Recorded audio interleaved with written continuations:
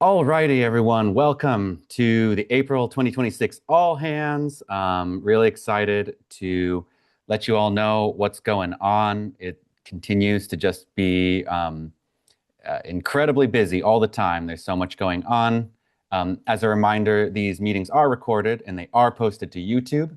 So if you want to get caught up, you can go to our YouTube channel and see what has been going on, and I'll try my best to get you all caught up tonight. And as a reminder, usually we go through this first set of updates without stopping for questions, so that folks don't have to be on the recording.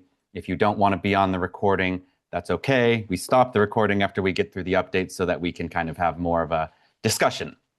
And feel free to just participate in the chat if you don't want to be on the recording during the meeting.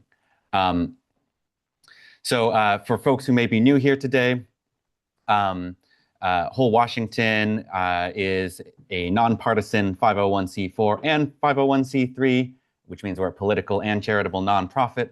We're the largest universal healthcare group in the state, and the authors of a proposal called the Washington Health Trust, which is the only universal healthcare bill in the legislature, but we're also the only universal healthcare group actively building towards a ballot initiative campaign.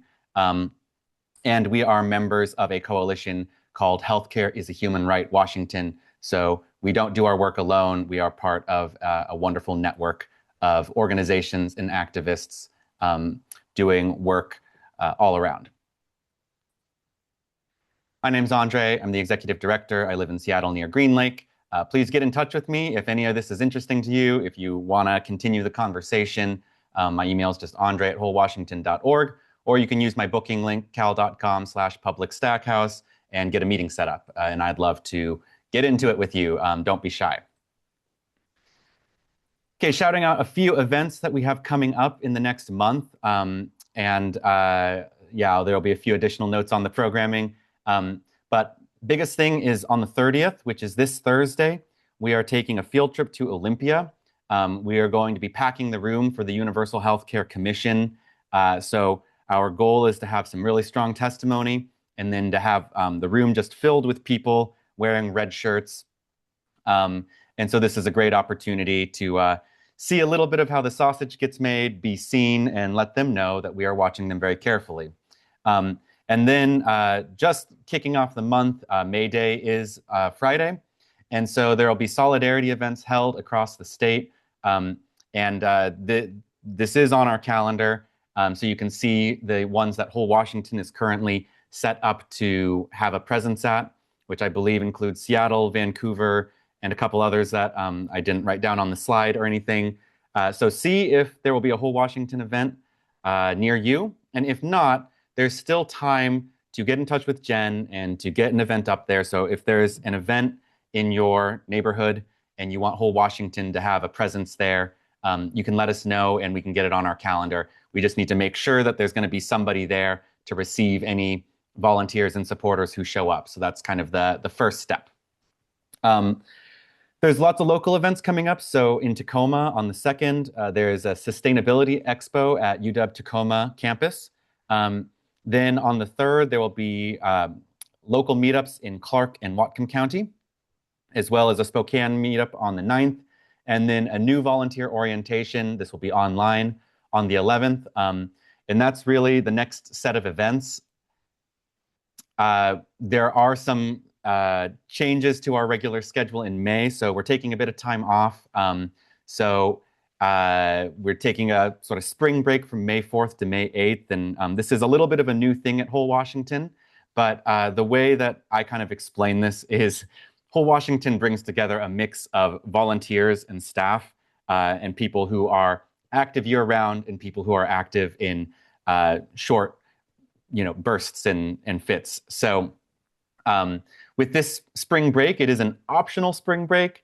There may be less staff support during this time, but even staff, is welcome to participate. I would say, volunteers are encouraged to use their time off to be active or to take a rest, but it's just good to have some time off on the calendar so folks can kind of coordinate when they do trips and things like that. So We will be taking a spring break from the 4th to the 8th. It's just a week. We'll see you all on the other side. And whether you choose to use that time to rest or to be out there in the community doing whole Washington stuff, it's really up to you. So it's kind of check the calendar. Some events will be on, some will be canceled. There's just going to be some changes in the regular schedule. The other thing is that our monthly all hands meeting, which is on the 4th Monday of the month, will be on the 3rd Monday of the month this month, because we also will be taking Memorial Day as a holiday, which means the next one is May 18th. So instead of seeing you, I don't know, in 4 weeks, it'll be more like 3 weeks. And so that's why that list of events on the upcoming events only went through the 11th, because we'll be able to share the next set of events on the 18th. Some quick updates about the board of directors. Next meeting is Thursday, May 21st. Folks are always welcome to attend the board meetings, and a lot of the really important decisions and high-level strategy is developed in the board meetings. And there are some openings on the board for folks who may want to serve in that capacity. So we have a wonderful board secretary, but we always try to build some layers of redundancy. So an assistant secretary would be great. And then the really big one, especially if you happen to have some experience, but to be honest, even if you don't, it can be a learning journey. But we do need a treasurer. This is a role that kind of the minimum commitment is somewhat involved, but not too bad. A really good board treasurer, I think, could be a huge asset to the organization. It'll really help us develop a solid fundraising plan, a solid budget, and make sure that we are making every dollar go as far as we can.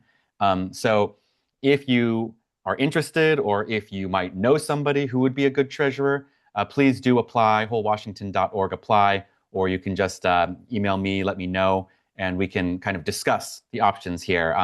All I'll say about all of these positions is you'll have a lot of support. So I know it can be intimidating to take on a title like this, especially on the board, but I encourage folks to not be intimidated from even checking it out and starting a conversation about whether or not it's a good fit.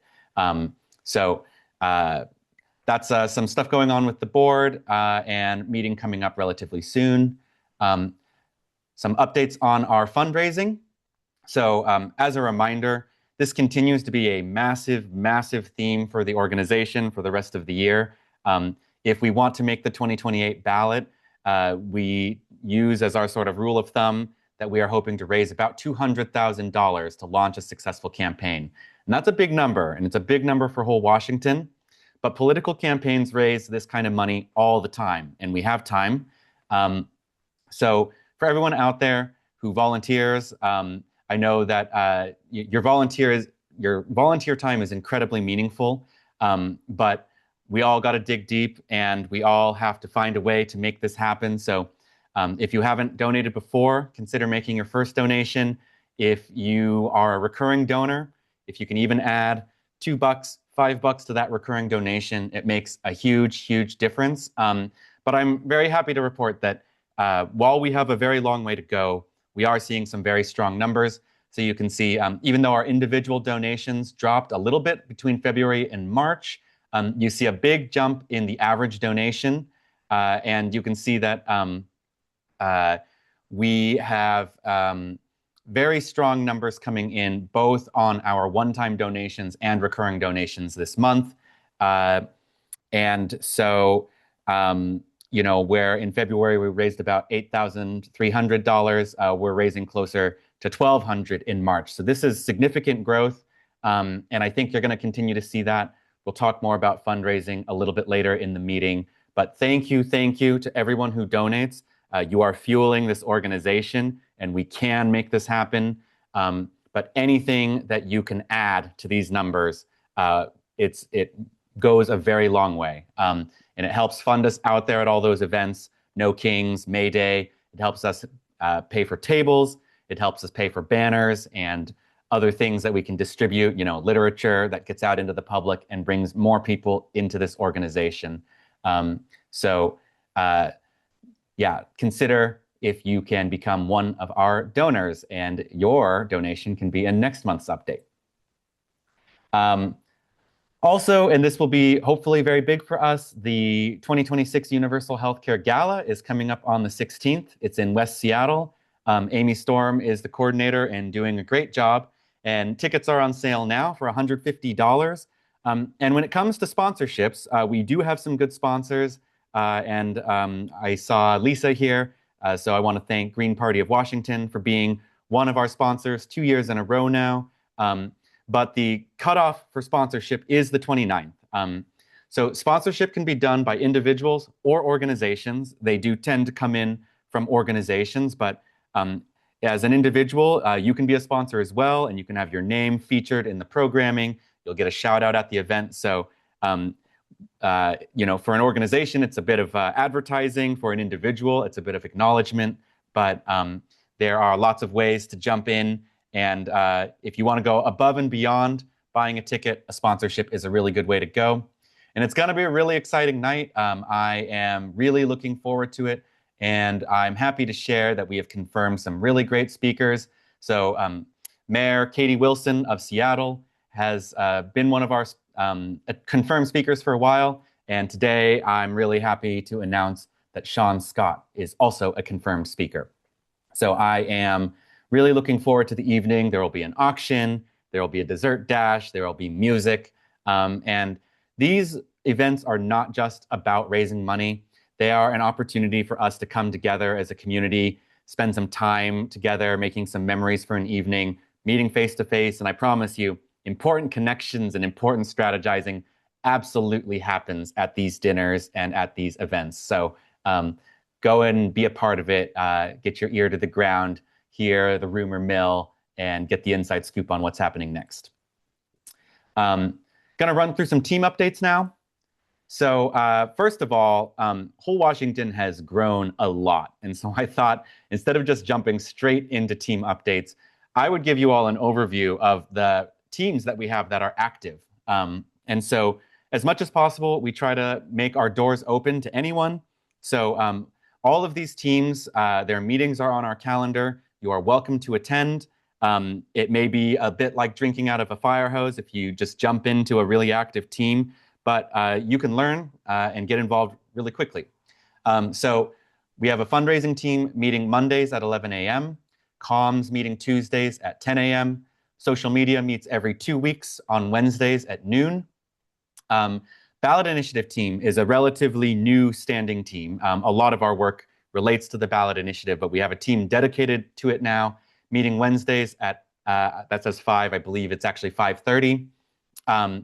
We have a really, really active legislative and commission advocacy team, meeting Thursdays at 11. We have a new phone banking team, and I think I saw Wesley here. A new phone banking team meeting weekly on Sundays from 2 to 4. Regional and county coordination team, so primarily focused on the regional and county coordinators, but again, everyone's welcome to attend. And if you're interested in helping us spread out to every region of Washington, this would be a great one to attend. They meet monthly on the third Wednesday at 7 p.m. And we also have a monthly labor coalition table, which means monthly on the fourth Tuesday. This month is canceled, and I am afraid that needs to be updated on the website, but the next one will be in May. I know that this is a lot, so this is just an overview for you to see what is available. Please do take a close look at the calendar if you're interested in any of these, and you can kind of get a sense of when the team meets, what your availability is, and if you can fit in. But there's just so much exciting work going on in all of these teams, and we're going to get a few updates on them soon. So I'll go through a couple of the quick ones, starting with fundraising team. We just had it earlier today. Like I said, it's now a weekly team meeting. And what I can say is we've been doing fundraising for a while, and we've had a fundraising meeting for a while, but in many ways, this is a new team. We're going back to basics. We have a kind of a new group of people working on it. I'm leading this team personally. And so we are really looking to grow this team. It's an area where you can have a huge impact, and you should see lots of new fundraising initiatives coming in May. Not a ton to share right now, but we are going through our lists of donors. We are trying to see what insights we can find about them. We are developing our strategy that should be rolling out really soon, and hopefully that will be reflected in those fundraising updates. Legislative team meeting Thursdays at 11. And there's so much to talk about out of this team. And this is a very brief overview. So, if you really want to learn more, I strongly encourage diving into this team. But we are running these stakeholder meetings with Senator Hasegawa's office, and there's a really, really powerful group of organizations participating, including state agencies like the Office of the Insurance Commissioner, including members of the Universal Healthcare Commission, including labor organizations. And so this team meets Thursdays at 11. We just had a really, really successful stakeholders meeting, by far the most successful. It's the fifth that we've held, and the first one that we've held in 2026. And the next one's July 8th at 3 p.m. We don't tend to just open the door completely to everyone, but if you have some connection to an organization and you want to represent the organization in these meetings, that's one option. If you are a small business owner or a healthcare provider or have a certain perspective to bring in, then we can talk about adding you to the list of stakeholders. But otherwise, we just try to publish updates about what's coming out of these meetings. So hopefully, if you are interested in learning more about it, it's something that you can ask about, and we will be happy to go into more detail. Next up, just another reminder again about that commission field trip to Olympia. It is this Thursday from 2 to 5 p.m. Go to the calendar and you can sign up there. We have carpooling available. So we have a carpooling app, and if you're able to provide a ride or you need a ride, you can click the carpooling link and see what you can sign up for. And again, our goal is to pack the room. So if you haven't done one of these before, it can be really fun. It can be really energizing and empowering. And I do strongly encourage it. And the only other note about this is that it is hybrid. So if you can't attend in person, that's okay. You can still call in on Microsoft Teams, and I think you'll get a lot out of it. Last but not least, we have some new signees of the Patients Over Profits Pledge. I didn't get the photos up here. I am so sorry. But I can tell you we've been working on them for a while, and the newest pledges are Hannah Sabio Howell, I believe is her name, and Jalen Scott. They have endorsed Whole Washington. They are leading very, very robust campaigns. And yes, they signed. I can tell you, I almost want to jump out and grab the photos, but I'll post them in Slack. But I ran into them at a fundraiser with Pramila Jayapal on Friday. They were both there, and they wanted to stop and talk to me. And I happened to have the paper pledges right there with me, and they signed on the spot.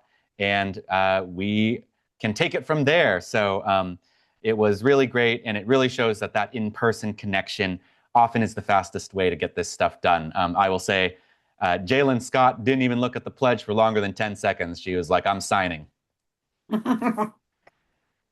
Okay, now handing it to Rhonda to give some updates from the communications team. Sorry. Here we go. Sorry. Hello, everybody. I'm Rhonda Gilligan. I run the communications team. By the way, little push, we're happy for new members. If anyone out there likes to get involved with writing or designing or promoting messaging strategies, join us. We'd love to have you. Right now, we've been working on adding a new weekly bulletin. So I'm assuming that a lot of you have been receiving our weekly bulletins. It's a very short, quick little snapshot of the most important things that are happening across the organization that week. So it can serve as a great reminder, and you can use it to just get right into RSVPing for events or activities that you might be interested in. We've also been continuing to work on improving the value of the newsletter. We've added calendar access from there, as well as links to all of our social media forums. And we've been adding a feedback mechanism so that people can tell us what they think. The results are pretty new and not really significant in terms of the amounts of people we send the newsletter to. But do we have that information on the next slide, Andre? Yes, we do. There we go. So we've only had 19 responses, but we have had an 89% positive response rate. And given that oftentimes with feedback mechanisms, we see that people who are unhappy tend to weigh in, we're taking this as a very positive note that, the people who are letting us know what they think are giving us thumbs up. People acknowledge that they're happy with the frequency and relevancy of the newsletter. If you haven't weighed in with your feedback, please do. And a couple have responded, sorry, in how they can contribute. So we're looking at how to create a flow for people who see this as an ingress to becoming more involved, which we would love. Our open rate has been a little bit down, but we've also had an increase in the number of emails. We're sending out 9,654 of these newsletters every month. So we're increasing our reach significantly. And hopefully, through the use of feedback mechanisms and through the direct access to signing up for things from the newsletter will continue to improve its value for all of you. If there's anything you'd ever like to say relative, oh, we had another slide. Okay. Uh, yes. So, our open rate fluctuates, but people are not unsubscribing. So, what that tells us is that they're interested enough that they're keeping it in their inbox, but the timing has maybe not been as conducive for them to open it. One of the things we're talking about tracking is can we see what people have not opened over a set period of time. And that'll give us another measure of actual readers versus people we send to. Since sending emails does cost money, making sure our list is tight but open is good for the organization. And so, what I was going to wind up with is just saying if you have any other thoughts relative to any of the communications you receive, whether it's the bulletins, the newsletter, the website itself, please feel free to either join our meetings from 10 to 11:30 on Tuesdays or reach out to me personally on Slack, Rhonda Gilligan, and we'd be thrilled for your input. Thank you Thanks, so much, Andre. Rhonda. Okay, great. So moving forward to ballot initiative team, this is a really exciting new team. I can say that we waited too long to make this team. So many people wanted a ballot initiative team. And so we've seen some really, really strong numbers participating.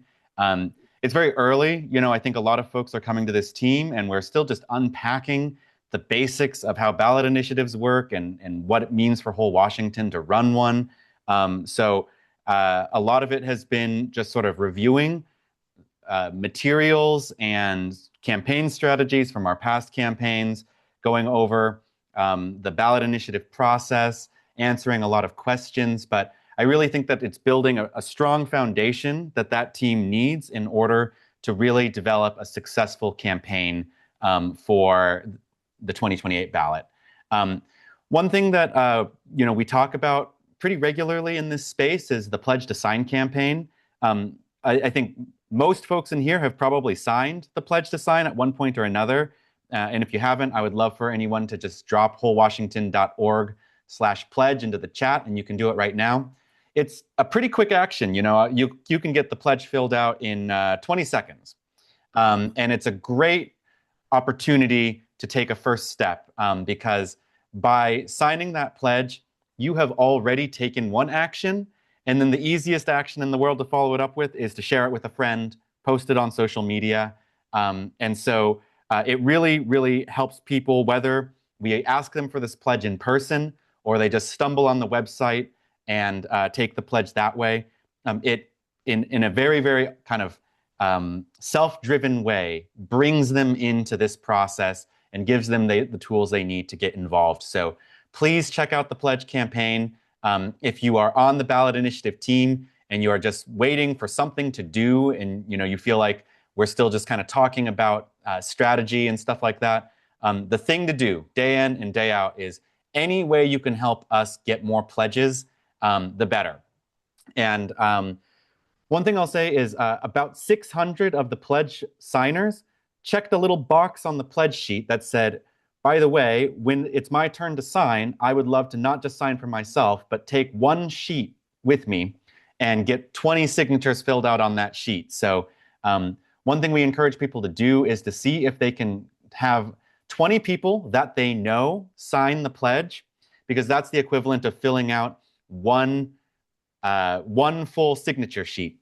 And one thing I'll say is if we get 20,000 pledges and all 20,000 of those pledges were willing to just collect 19 more signatures after they sign their own name, we would have 400,000 signatures and we would make the ballot. So we're almost to 10,000. We can go from there. And we are developing our strategy with our coalition. So I want to give a shout out to Progressive Victory, who I had a long meeting with over the weekend to talk about how we are going to start cross-collaborating and co-developing this campaign together. I also want to shout out Democratic Socialists of America, Southwest Washington, which voted unanimously to join us in coalition.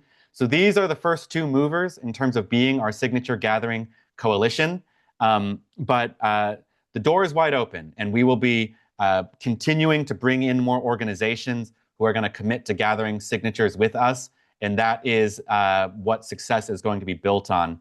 And I'm seeing somebody shouting out in the chat that they love the Dragon Ball Z meme. I appreciate you all for forgiving me for an old, dusty millennial meme from an old, dusty anime. But, when it's there, you got to do it. So, okay, and then moving on to our regional teams. So regional team, again, the county and regional coordinators meet on the third Wednesday of the month, next one being May 20th at 7 p.m. Right now, we have 10 out of 39 counties that are considered active. And what that means is they've hit a couple of milestones. They may have a county coordinator. They may have a web page. They may have a monthly meetup. So every county's in a different place. And if we have any time after this update, I would love if folks who are feeling like, I think I'm ready to be the county's active person. I want to get a monthly meetup on the calendar. I'm ready to activate my county. Let's talk about it, because we can make that happen pretty quickly. And we will get you connected with folks in your county. And so you won't have to do it alone. So if you are ready to activate your county, you can email jen@wholewashington.org. But also we may have a bit of time to talk about it after these updates are done. Yeah, and just kind of running through what the process is, right? So first thing is, please check if your county is already active. And if so, the sooner you can make it to one of those meetups, the better. So you can check the footer of the website for the regional directory and the county pages and see if there is something already happening.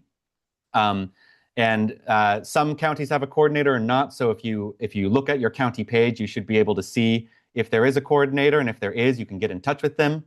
If not, you can apply to be that coordinator. Every county has a channel in Slack. So if you haven't joined your county's channel yet, please join it. Just say hi, see who messages back. That's your team. So get to know them and start working together. And then if instead we're at the stage where we're starting a new county team, it's very similar. It's get in touch with Jen, it's message in your Slack channel, it's start showing a little bit of interest. And usually what we do is we just start with a virtual meetup. So we work with you, Jen and myself and others, your regional coordinator can attend your first meeting. So we get it on the calendar. As long as you can attend, then that's all that's needed. And then we help promote it. And whoever shows up is really the founding team. So we start with a virtual meetup and we keep it virtual until we're ready to move on to an in-person meetup. But usually it only takes one virtual meetup. So kind of your first priority once you've done that first step is to get that first in-person meetup scheduled. So find a day that works for the group, pick a good location, And don't overthink it. You can just get coffee, you can just meet each other, you can just start talking, and it will grow from there, and you will be supported. Um, Once you kind of have it down and you feel like we've got a group, we've got some stuff on our agenda, you can message the website channel and we'll get a page made for your team, and that will help it grow further from there. So that's really what the process is, and I promise any of you can do it if you want to. That is pretty much our pre-prepared material for tonight. I did want to throw on the question of the month I always want people to ask questions and to kick off the discussion. I think the question of the month is a really good way of doing it. So tonight's question of the month is, what's the opposition claim against universal healthcare that most infuriates you? So go ahead and raise your hand if you want to throw this one out there and we can kick off the conversation, but I am going to stop the recording now.